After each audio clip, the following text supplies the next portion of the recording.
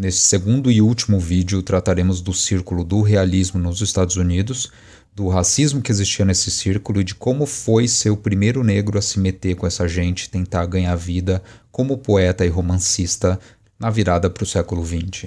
Foi isso que o Paul Laurence Dunbar fez em sua curta carreira, dos 16 anos de idade até sua morte prematura aos 33.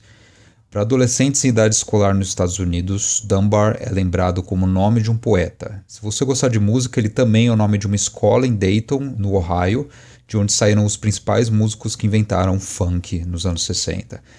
E o Dunbar é a única leitura obrigatória de poesia afro-americana no currículo da high school americana. E isso ocorre por causa do seu mérito. O país tinha tido seus homens de letra já, como Douglas Wells Brown e tal, mas nunca um que decidiu viver de sua arte de fato. E relatos de família do Dunbar contam que ele enfiou na cabeça que iria ser um poeta de renome já na adolescência e de fato seguiu esse sonho. Ele ganhou a vida com literatura numa época em que os descendentes de escravos encontravam espaço nas artes mais como animadores de palco, como musicistas, como dançarinos, comediantes, jamais como grandes literatos. Na época admiraram muito seus poemas por seu retrato impactante da vida simples dos negros no campo, de seus dramas, suas paixões, seus amores, seus pesares, em parte porque esses poemas foram escritos em um dialeto que simula o linguajar da lavoura, da gente sem educação formal e simples. E esse foi um mercado que outrora era exclusivo a autores brancos saudosos da época da escravidão, mas que encontrou um expoente nesse jovem do interior do Ohio. E o primeiro volume em formato livro veio quando ele tinha só 20 anos. O Dunbar trabalhava como operador de elevadores num prédio de Dayton, uma cidade que tinha lá seus 38 mil habitantes em 1880, mas que estava se modernizando vertiginosamente. Dentro de 10 anos, a população da cidade praticamente dobrou, e o Paul Laurence foi parte da mão de obra urbana que ajudou a construir, digamos, essa cidade em expansão.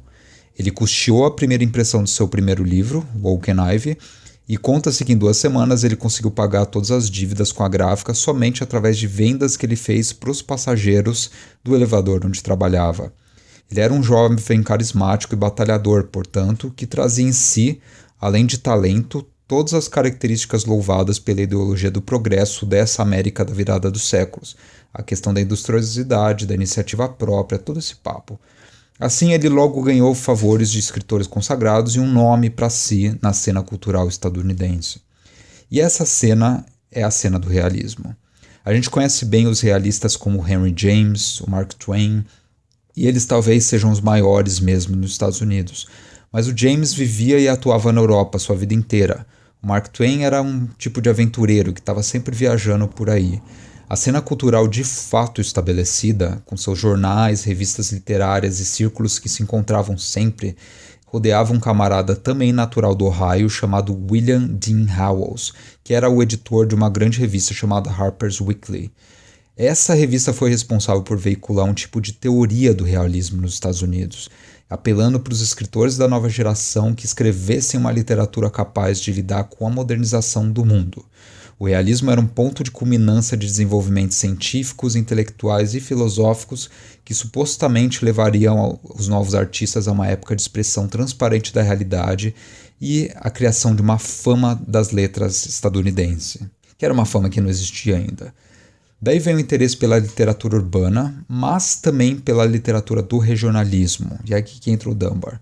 O Howells viu no Dunbar alguém que sabia escrever poemas em, abro aspas, dialeto negro. Na verdade, ele queria dizer com isso dialeto sulista de boa parte dos escravos fugidos, ou libertos.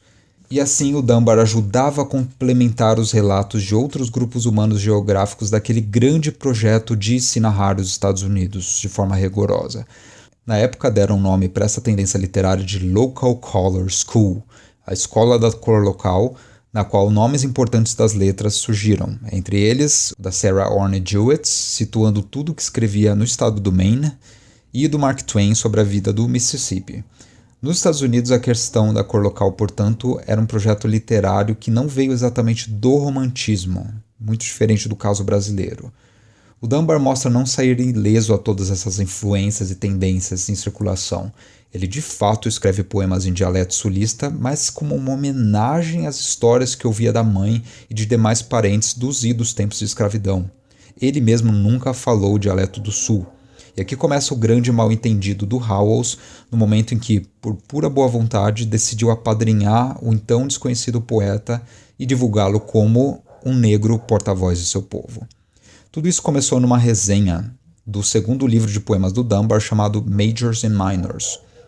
O Howells menciona nela que os poemas em inglês literário, entre aspas, do jovem poeta mostram honestidade no pensamento e um sentimento verdadeiro, embora não sejam particularmente notáveis, exceto pelo fato de vir de um filho de escravos. Porém, e aqui eu cito, quando chegamos nos versos em dialeto negro do Sr. Dunbar, sentimos-nos na presença de um homem com autoridade direta e inédita para fazer o tipo de coisa que faz. Eu gostaria de reproduzir aqui o mais extenso desses poemas, mas devo me contentar com uma ou duas passagens. Eles partilharão um certo sentido de júbilo em seu movimento, de seu caráter vívido e pitoresco, de sua ampla caracterização. Talvez seja suficiente para mostrar que a perspectiva do Sr. Dunbar é capaz de revelar um quadro da natureza simples, sensual e alegre da sua raça. Pois é, o paternalismo do Howells é risível e ridículo no século XXI, mas os seus juízos, assim como vários de seus mal-entendidos, são constitutivos daquilo que o próprio século XXI, que se julga tão esclarecido, atribui ao Dunbar. A gente vai chegar nesse ponto já. O Howells se enrola um pouco quando mostra que, mesmo se julgando um homem interessado pela verdade objetiva, esquece ele mesmo de averiguar certos fatos. Primeiro que nunca houve um dialeto negro unificado, como se o linguajar do afrodescendente fosse uma emanação genética. Em segundo lugar, esse papo de natureza simples dos negros versus a natureza civilizada e complexa dos brancos é papo de supremacista. E algo dentro do Howells atribuiu esse tipo de valores para esta pessoa da foto. E tampouco o sul era algo familiar para o Dunbar, como a gente adiantou. Como Howells, ele era natural do Ohio, de uma região que fica ao noroeste do país. E ele cresceu ouvindo o tal do dialeto Hoosier, que é uma subdivisão do que os linguistas hoje chamam de Appalachian English. Em outras palavras, em seus poemas sobre os escravos das lavouras, o Dunbar não reproduz o tal dialeto negro-americano que aprendera como quem aprende uma língua materna. Ele teve que aprender e treinar para poder emular esse linguajar. E a gente pode ler a correspondência do Dunbar hoje, constatando que ele entendeu na hora o que estava em jogo. Aquele era seu ingresso para o círculo dos literatos, e negar essa atribuição do Howells ao cargo de poeta do dialeto dos negros seria um tipo de suicídio de carreira. E por isso, com muita relutância, o Dunbar aceitou esse posto. Ele alimentou essa imagem. Isso definiu sua escrita dali para frente. Em 1897, ele escreve a um amigo de Londres o seguinte: um crítico diz certas coisas e o resto se apressa para dizer o mesmo. Em diversos casos usando palavras idênticas. Posso ver claramente que o Sr. Howells me fez um mal irremediável com a máxima escrita a respeito de meus versos em dialeto. Temo que ela influencie até mesmo a crítica inglesa. Aquele era um preço a se pagar pelo status de escritor bem estabelecido, portanto. O aval do Howells, então o maior escritor realista nos Estados Unidos, de qualquer forma ajudou de fato o Dunbar a se estabelecer como profissional nas letras. Isso consumiu suas energias pelos próximos anos, seja em suas leituras públicas de poesia, seja nas composições de seus próprios livros. Em diversos relatos pessoais, observamos o Dunbar desviar das expectativas e estereótipos que o racismo da era Jim Crow associava a si, desviar, sobretudo, daquele papel atribuído de negro abobalhado, grato pelo apadrinhamento dos brancos, imitador dos temas poéticos de seus mestres. O que pouco se sabe é que o Dunbar escreveu romances também, isso no finalzinho da sua vida, meio que para acertar as contas com essa imagem de poeta como fonte de entretenimento. No romance que nós estamos lançando, O Joguete dos Deuses, o Dunbar reverte o dilema da sua vida artística em uma temática da literatura. Então, se na prática profissional do Dunbar houve essa espécie de debate com a questão dialetal, na vida das suas personagens no romance, a dança e o minstrel show foram retratados como as únicas portas de entrada oferecidas a negros no mundo da arte. Tanto o poeta quanto suas personagens Hattie Sterling e Kitty Hamilton são assombrados pelo imperativo do entretenimento, da necessidade de agradar e mesmerizar um público com sua beleza, maestria física ou irreverência perante a vida. O Dunbar, portanto, antes de escrever uma obra de reconciliação, está acertando as contas, digamos, com uma realidade de um dos primeiros artistas negros do pós-escravidão a achar um espaço na cena artística do país. Consequentemente, ele faz uma crítica da vida cultural dos Estados Unidos do pós-escravidão. Na obra poética posterior ao tal do Majors and Minors, aquele segundo livro, uma das soluções foi alterar as formas do uso de linguagem dialetal. Em um poema encontrado recentemente nos papéis do autor, a gente observa uma amplificação do uso do dialeto. Aqui, ele deixa de ser algo exclusivo do negro sem educação formal. Quem fala dialeto é um alemão bêbado nas ruas do Ohio. E eu reproduzo como funcionava mais ou menos esse dialeto na poesia. Esse poema foi originalmente publicado num periódico da época chamado Tetler, e sobre um pseudônimo em alemão macarrônico, Femberger Deutelheim, que não significa absolutamente nada em alemão. E levou um século para esse poema ser atribuído ao seu autor verdadeiro, que era o próprio Dunbar, e não um alemão qualquer, né? Essa não foi a única experimentação do tipo. O Dunbar escreveu uma porção de versos em inglês Appalachian, tudo dentro de um projeto de experimentação com várias formas de falar a língua inglesa, que é consonante com o projeto do realismo. Tal projeto parte de uma constatação óbvia, que toda a língua oficial é uma abstração constituída por inúmeros socioletos, dialetos, variantes regionais faladas pelas pessoas no dia a dia. E o inglês é cheio desse. A gente tem a ilusão de que o inglês falado nos Estados Unidos é o que se fala na Califórnia, Nova York, porque boa parte do cinema é gravado lá. Mas o inglês tem variantes como essas. You gotta park the car and have it and give the guy a quarter for some chowder. That's a standard Inglês falado em Boston. Onde o Paul Laurence Dunbar nasceu, o inglês que se fala é esse. Look, if something like they say that thing's side-goggling.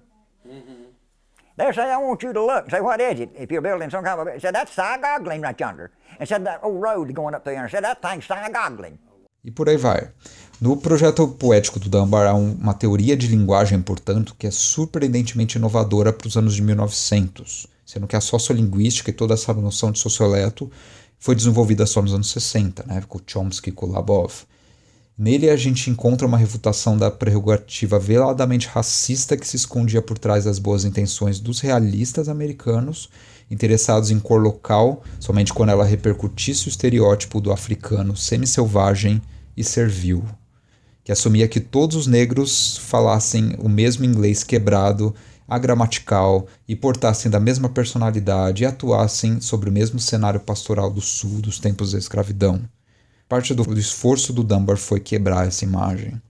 Mas mesmo em antologias atuais, usadas em grandes universidades dos Estados Unidos, a gente vê o mesmo erro sendo repetido. Dunbar foi um poeta de dialeto negro. Eu dou um exemplo. No Paul Laurence Dunbar Reader, que foi lançado por especialistas em Dunbar, a gente tem uma inferência desastrosa de que Dunbar não gostava de sua própria obra em dialeto. A outra citação, sua obra em dialeto constituiu-se como um ato de rendição ante o racismo tão evidente no país daquela época, como se ele tivesse aceitado a imagem imposta pelo Howell sobre si e se tornado alguém humilde, que baixou a cabeça, vamos dizer, para os racistas. No Brasil, esse erro não ocorre, por nossa sorte, porque ninguém fala sobre Dunbar, infelizmente. Nem nas faculdades de letras ele é estudado. Nosso livro tentará, então, preencher essa lacuna, sem repercutir os erros dos americanos. Há muito a se falar sobre o livro e sobre o autor, mas nós vamos dar o benefício da curiosidade para os leitores.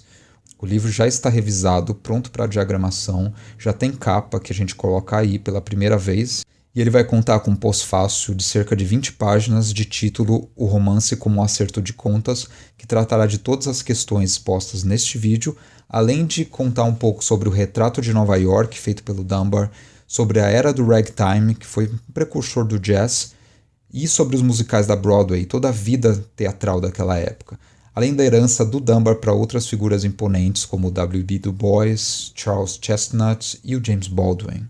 A campanha começa no início de setembro, já na semana que vem.